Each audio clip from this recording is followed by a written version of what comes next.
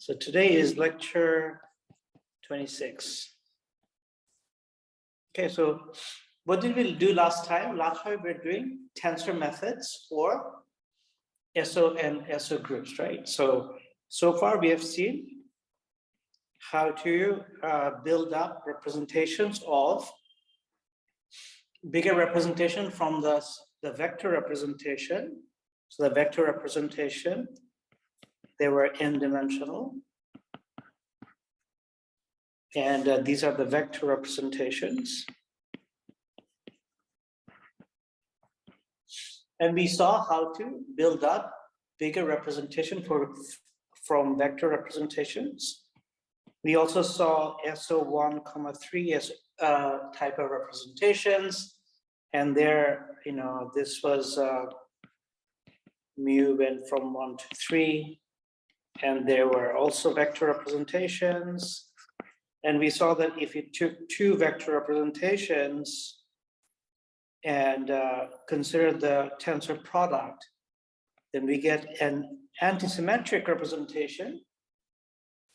And then we have a symmetric but trace-free representation and a scalar representation, which represents the trace part. So F mu nu, this was some kind of antisymmetric representation. This was a 6-dimensional representation of SO1, 3. We say that it's 6 of SO1, 3. If the context is clear, we just say 6.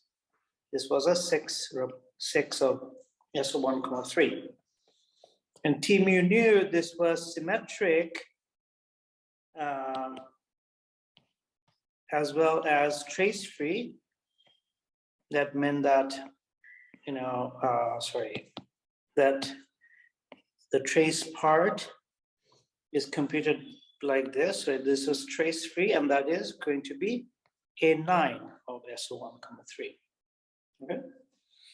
And then the trace part is T tilde, and that's going to be A1 of SO1, 3. Okay.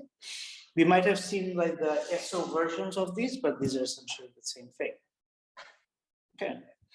And V mu upstairs and V mu downstairs are both the same representation.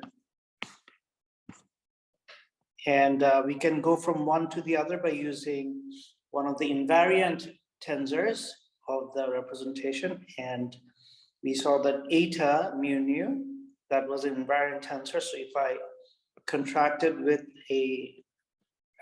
with this guy, I get this guy. So they are essentially equivalent representations. Okay, so this is just a recap before we discuss today's discussion is the SUN tensor methods. Okay. So are there any questions so far?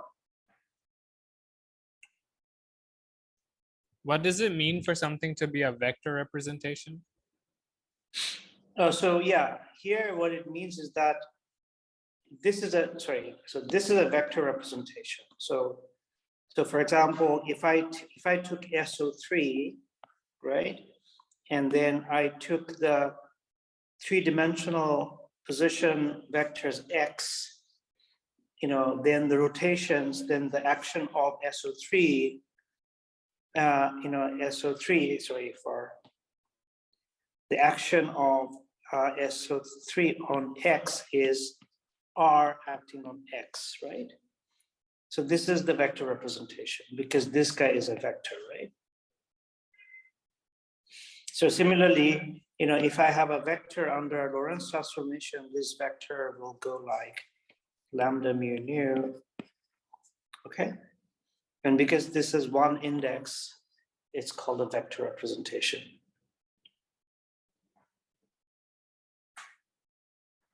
Okay, whereas this is a tensor representation because under Lorentz transformation, F mu nu will go to lambda mu alpha, lambda mu beta, F of alpha beta.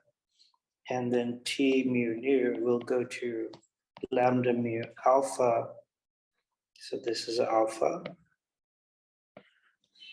Lambda mu beta T alpha beta.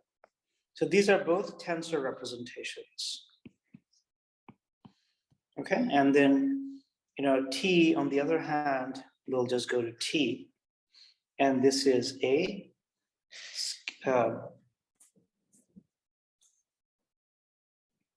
and this is a scalar representation. Okay, Saif, is that clear? Yeah, that makes sense. Okay. So for the SO groups, the orthogonal groups, you build up bigger representation by tensoring the vector representation, the fundamental representation, and then you decompose those in terms of irreducible representation. So this is what we do. We are tensoring, this is a tensor product on the left side. So this is a tensor product of fundamental, like the basic irreducible representation. And of course, the product is not irreducible, but it decomposes as a direct sum of a bunch of irreducible representation.